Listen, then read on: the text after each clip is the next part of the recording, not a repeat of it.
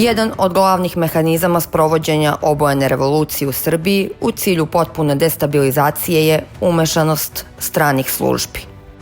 Još od prvog dana umešana je sigurnosno-obaveštajna služba Hrvatske, koja je priručnikom Blokadna kuharica zakucala na vrata srpskih obrazovnih institucija.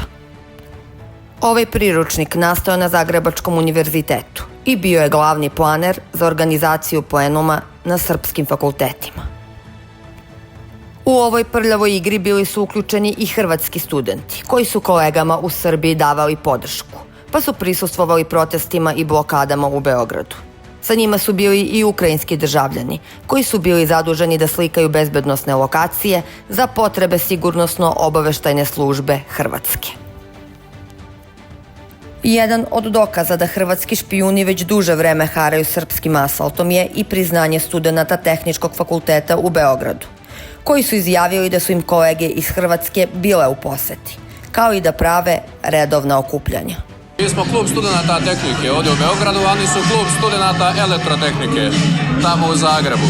I KST i KSET skraćeno prave baš često zajednička druženja. Pipke u destabilizaciji Srbije pustila je i hrvatska ekstremna desnica na čelu sa europoslanikom Stivenom Nikolom Bartulicom, koji je predstavnik hrvatske dijaspore i deo vlade u Hrvatskoj, sa Hrvatskom demokratskom zajednicom pokojnog Franje Tuđmana.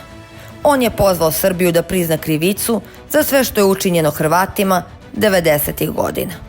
Sigurnosno-obaveštajna služba Hrvatske je kampanju protiv Srbije sprovodila i preko kulture, pa se tako hrvatski portal dnevnik.hr bavio spiskom poznatih ličnosti iz Hrvatske, koji su podržali obojenu revoluciju u našoj zemlji. Hrvatska glumačka scena je podržala destabilizaciju Srbije, kao i estradni tabor, u kome je vodeću ulogu vodila pevačica Severina Vučković, a pored nje bile su aktivne i Josipa Lisac, Jelena Rozga i Nina Badrić. A tu je i Marko Perković Thompson, koji je jasno naglasio šta misli o Srbima, nakon skandaloznih poruka sa koncerta u Sinju. U ovom ekstremnom poduhvatu nisu zaostali ni građani Hrvatske, koji su po društvenim mrežama javno isticali da žele propast Srbije. U Hrvatskoj situacija nije sjajna, s obzirom da je Primorje rasprodato strancima i da je deo stanovništva otišao iz zemlje.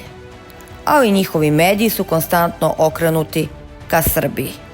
Pored Hrvatske, u obojenoj revoluciji prisutna je i Slovenija, koja je ojačana članstvom Evropske unije i NATO-a, što je svojim stavom potvrdila i Marta Kos, evropski komesar za proširenje, koja je prljavoj kampanji protiv Srbije dala podršku bez pogovora.